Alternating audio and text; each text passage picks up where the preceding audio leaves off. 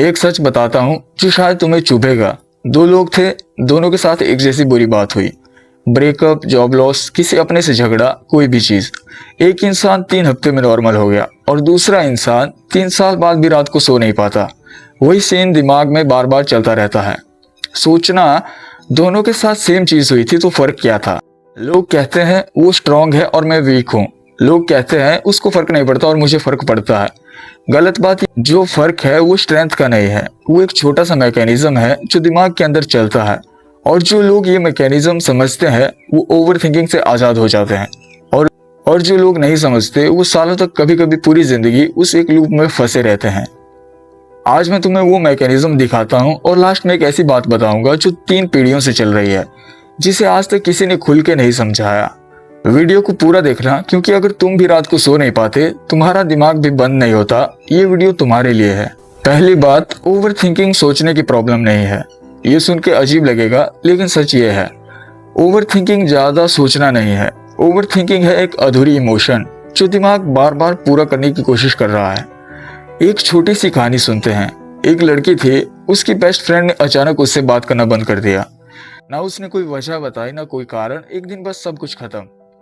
उस लड़की का दिमाग उस दिन से एक ही चीज सोचता रहा, क्या हुआ? मैंने क्या गलत किया? क्या उसने मुझसे झूठ बोला? क्या मैं ही इतनी बुरी हूँ? ये सवाल सालों तक चलते रहे। क्यों? क्योंकि उसकी इमोशन, वो दुख, वो गुस्सा, वो कंफ्यूजन कभी पूरी तरह फील ही नहीं हुआ। उसने बस रोना चाहा लेकिन अपने आप को रोका। उसने बात करना चाहा लेकिन मौका नहीं मिला, तो वो इमोशन अधूरी रह गई। एक साइकोलॉजिस्ट था, ब्लूमर जी ऑर्गेनिक, उसने ये डिस्कवर किया, दिमाग अधूरे काम को भूलता नहीं है। जैसे अगर तुम एक मूवी देखते हो और उसको देख के 20 मिनट के बाद बंद कर देते हो, पूरी रात तुम्हारा दिमाग उस मूवी के बारे में सोचता रहेगा। लेकिन अगर तुम पूरी मूवी देख लो तो दिमाग उसे छोड़ देता है। इमोशन भी बिल्कुल ऐसा ही है। जो इमोशन पूरी तरह फील नहीं हुआ, जो रोना रोका गया, जो गुस्सा दबाया गया, जो दिमाग में एक ओपन टैब की तरह रह जाता है। और ओवर थिंकिंग वो सिर्फ दिमाग का तरीका है उस ओपन टैब को बार बार खोल के दिखाना। ये अभी तक खत्म नहीं हुआ। इसीलिए जो लोग अपनी इमोशंस को फील करना सीख लेते हैं, रोना, गुस्सा निकालना या किसी से खुल के बात करना, उनका दिमाग वो टैब बंद कर देता है। और जो लोग इमोशन को दबाते हैं, समझाते हैं स्ट्रांग दिखना है, उनका दिमाग वो टैब कभी बंद नहीं करता। दूसरी बात, 2 तरह की सोचने वाली चीजें हैं। अब एक ऐसी बात बताता हूं जो बहुत कम लोग जानते हैं। दिमाग में सोचने के 2 रास्ते होते हैं और दिखने में दोनों सेम लगते हैं, लेकिन नतीजा बिल्कुल अलग होता है। पहला रास्ता पूछता है ये मेरे साथ क्यों हुआ, और दूसरा रास्ता पूछता है अब मैं क्या करूं। पहले वाला सवाल पीछे की तरफ देखता है और दूसरे वाला सवाल आगे की तरफ। जो लोग क्यों हुआ में फंसे रहते हैं वो एक सर्कल में चलते हैं, क्योंकि क्यों का जवाब कभी पूरा नहीं मिलता। तुम कितना भी सोच लो, पास्ट को बदल नहीं सकते। तो दिमाग में वही सवाल, वही सीन बार बार दोहराता है बिना किसी सॉल्यूशन के। जो लोग अब क्या करूं पूछते हैं, उनका दिमाग एक सीधी लाइन में चलता है, क्योंकि इसका एक जवाब होता है, एक कदम होता है, और उस कदम के बाद दिमाग आगे बढ़ जाता है। ये है वो चीज जो टॉप साइकोलॉजिस्ट रूमिनेशन और रिफ्लेक्शन बोलते हैं।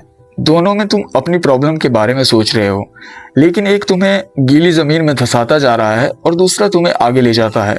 और असली 0.01% वाली बात यह है, तुम्हारा दिमाग खुद नहीं बता सकता कि तुम किस रास्ते पे हो। तुम्हें खुद पकड़ना पड़ता है। जब भी तुम खुद को सोच में फंसा हुआ पाओ, सिर्फ एक सवाल खुद से पूछना, मैं अभी क्यों पूछ रहा हूँ या अभी क्या पूछ रहा हूँ। ये एक छोटा सा सवाल जिंदगी बदल सकता है। तीसरी बात, ओवर थिंकिंग असल में कंट्रोल पाने का झूठा तरीका है। अब ध्यान से सुनना, क्योंकि ये बात बहुत कम लोगों को पता है।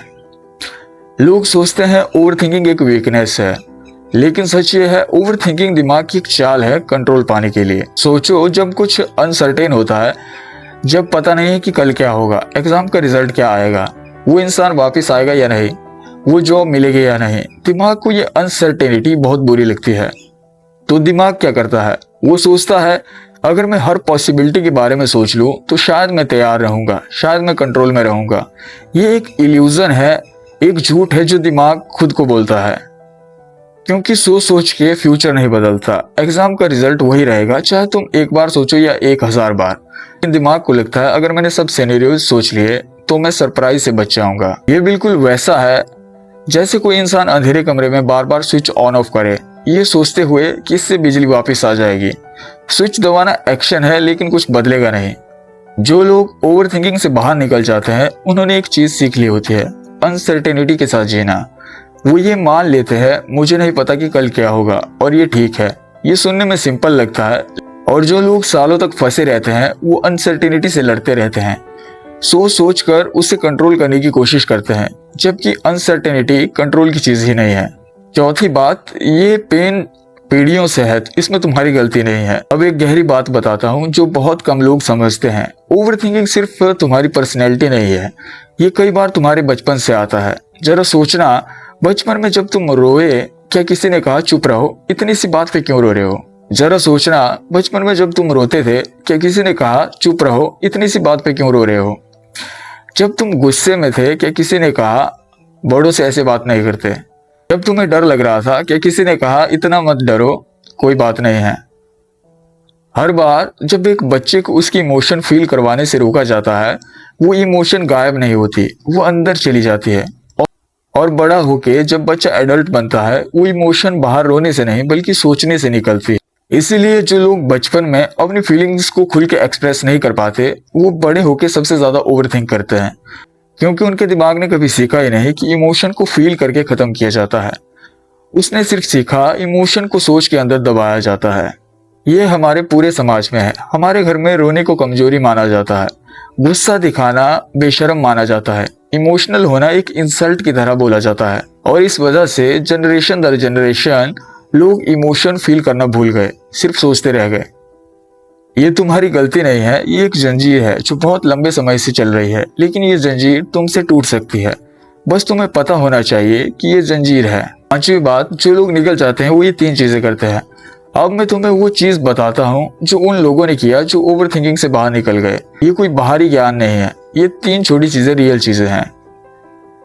अब मैं तुम्हें वो चीज बताता हूँ जो उन लोगों ने किया जो ओवर थिंकिंग से बाहर निकल गए। ये कोई बाहरी ज्ञान नहीं है, ये 3 छोटी रियल चीजें हैं। पहली चीज, वो अपनी सोच को बाहर निकालते हैं। जब इमोशन सिर्फ दिमाग के अंदर घूमता है वो बढ़ता है, लेकिन जब वो बोलने से लिखने से बाहर आता है, किसी कागज पे किसी दोस्त के सामने, दिमाग उसे संभाल लिया हुआ फील करता है। इसीलिए जो लोग डायरी लिखते हैं या किसी से दिल खोल के बातें करते हैं, उनका ओवर थिंकिंग कम हो जाता है, क्योंकि सोच अकेले नहीं रहती। दूसरी चीज, वो अधूरी जानकारी के साथ भी कदम उठाते हैं।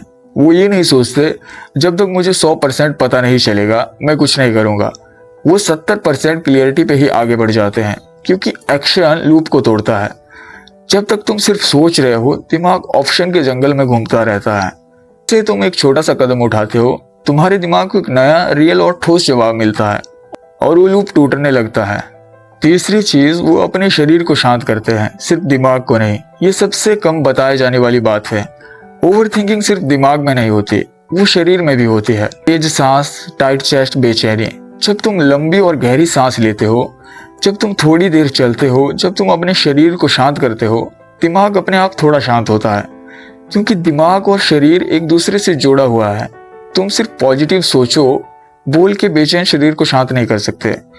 पहले शरीर फिर दिमाग। अब वो असली बात जो शायद तुमने कभी नहीं सुनी। हमारे समाज ने हमेशा ज्यादा सोचने को समझदारी समझा। वो बहुत सोचता है, ये तारीफ तरह बोला जाता है। सोच समझ के फैसला लो, ये बार बार सिखाया जाता है, लेकिन कभी किसी ने फर्क नहीं समझाया। सोचना और सुलझाना 2 अलग चीजें हैं। सोचना कभी खत्म नहीं होता, सुलझाना एक जगह पे रुकता है। और जब तक हम बच्चों को ये नहीं सिखाते कि इमोशन फील करना कमजोरी नहीं है, जब तक हम उन्हें रोने नहीं देते, गुस्सा दिखाने नहीं देते, डर को बोलने नहीं देते, हम उन्हें ओवर थिंकिंग के लिए तैयार कर रहे हैं, बिना ये जाने कि हम ऐसा कर रहे हैं। ये है वो पेन जो पीढ़ियों से चला आ रहा है। हमने सोचने को इज्जत दी और फील करने को शर्म समझा। आज से जब भी तुम्हारा दिमाग एक सीन बार बार दिखाए, खुद से ये मत पूछो मैं इससे कैसे रोक सकता हूँ। खुद से ये पूछो क्या है जो मैंने अभी तक पूरा फील नहीं किया, क्योंकि जवाब वही मिलेगा, सोचने में नहीं, फील करने में। अब एक छोटा सा काम मैं तुमसे मांगता हूँ। अगर इस वीडियो में एक भी बात ऐसी थी जो तुमने पहली बार सुनी, कमेंट में सिर्फ एक वर्ड लिखना, लूप। क्योंकि जब मैं देखूंगा कि कितने लोगों ने लूप लिखा, मुझे पता चलेगा कि अगला वीडियो किस बारे में बनाना है। वो पूरा तरीका स्टेप बाय स्टेप अपने लूप को तोड़ने का। ये वीडियो उस इंसान को भेजना जो रात को सो नहीं पाता, जिसका दिमाग कभी शांत नहीं होता। शायद वो तुम्हारा दोस्त हो, तुम्हारी बहन या खुद तुम। सब्सक्राइब करो ताकि अगला वीडियो जिसमें मैं सिखाऊंगा कि अपनी अधूरी इमोशंस को कैसे पूरा करें, अपने लूप को कैसे पहचाने और तोड़े।